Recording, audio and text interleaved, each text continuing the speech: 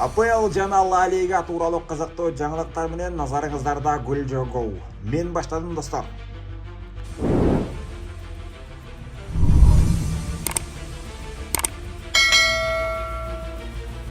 Ноябрь бүттү. Ноябрдагы кара булуттагы Манчестер Сити үстүнөн акыры өттү. 7 беттештен бери жеңиш даамын унутуп койгон Гвардиола шакирттери кечээ Ноттингем Форесттерди үйүнө кабылдап, Силва, Де Брюйне, Докунун 3 гол менен ишенимдүү жеңишти камсыздап ийгиликсиз жүрүштөрүнө чекит койду. Албетте, бул Пеп Гвардиола, Манчестер Сити жана ошондой эле эң негизгиси АПЛ лигасында интриганы сактап калуу үчүн жеңиш керек эле. Дал ушундай дагы болду. Бул сөзүбүз аркы жакта Ньюкаслда уктубу айтор Ливерпулду үйүнө алып келди дагы каалаганын кылды.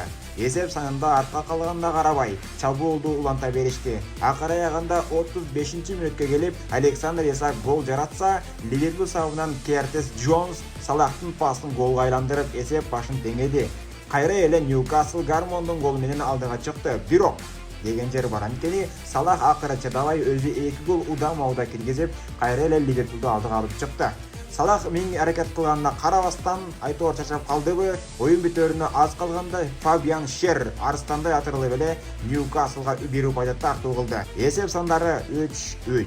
Ливерпул упай жоготуп баштаган кезде Манчестер Сити, ошондой эле Лондондун көк жана кызыл түстүү Арсенал, Челсилер дагы упай топтоп чемпиондукка аракет кылууда.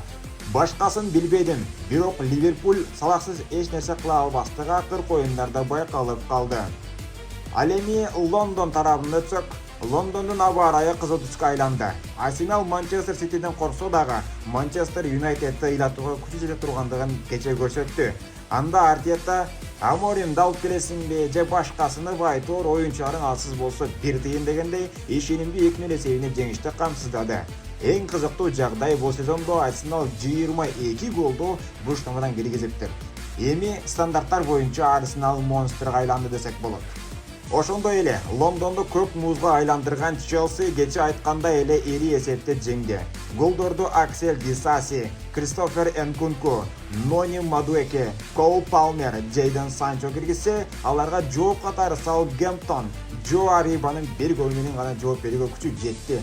Ал эми турнир жаргалга таяна турган болсок, 14 оюн жыйынтыгы боюнча Арне Слот шакирттери 35 упай топтоп лидер. Экинчи орунда Челси 28 упай менен.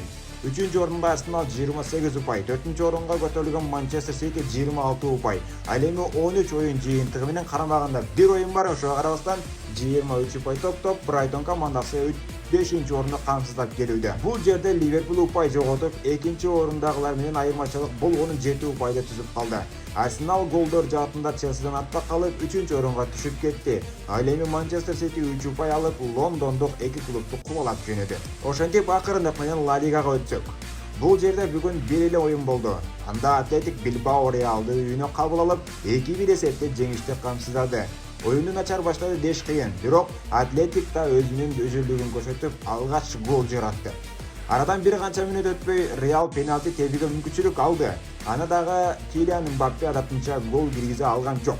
Ошого карабай 77-мүнөттө Мбаппенин аасын тепкен топун дарбазача кайтарды. Ал эми кайткан топту Беллингем дарбазага мыктап койду. Эсеп 1-1.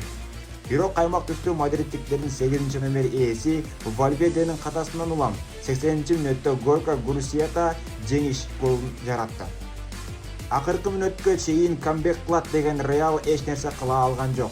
Жада калса Рюдигердин башы да, Карло Анчелоттинин кашы дагы жардам бербеди. Бул жерде Винисиус жок, Реал өтө эле кыйын абалга түшүүрү байкалды. Кийинки оюн эми Каталониянын экинчи командасы өткөн жылда көтөрүлүш жасаган Жиронага каршы конокто болот. Эгерде анда да упай жоготсо, күнөө кимде экенин билбей да калабыз. Ансыз да кечээки оюн үчүн Вальверде, Килиан Мбаппе, Карло Анчелотти кечирим сурашты. Бирок бул Реал достор. Оюн аягында камбек кылгандай сезон аягында дагы камбек кылышы мүмкүн. Бирок бул жылы оюндарда ким баатыр болуп чыгат, аны ким билет. Турнирлик жадыбалга таянсак, Барса 37 упай топтоп жетекчи. Реал Мадрид болсо экинчи орунда 33 упай топтогон. Бирок карамагында бир оюн бар. Ал эми Мадриддин матрас түтүүлөрү тактап атканда Атлетико Мадрид дагы Реалдан кем калбай 32 упай топтоп Реалды кууп келе жатат. Кандай ойлойсуздар достор, бул жыл Ла Лигада ким чемпион боло алат? Мына ушундай кыскача футбол жаңалыктары назарыңызда күлжө гол болду. Достор, кийинки эфирде көрүшкөнгө чейин өзүңүздөрдү аман эсен алып жүрүңүздөр. Ал эми видеобуздун аягыбызда кыскача суроо. Криштиано Роналдо өзүнүн карьерасындагы канчанчы голун жарактууга жетишти? Албетте муну көпчүлүк билсе керек. Ошол себептен акылдуу досторду комментарийден күтүп калабыз.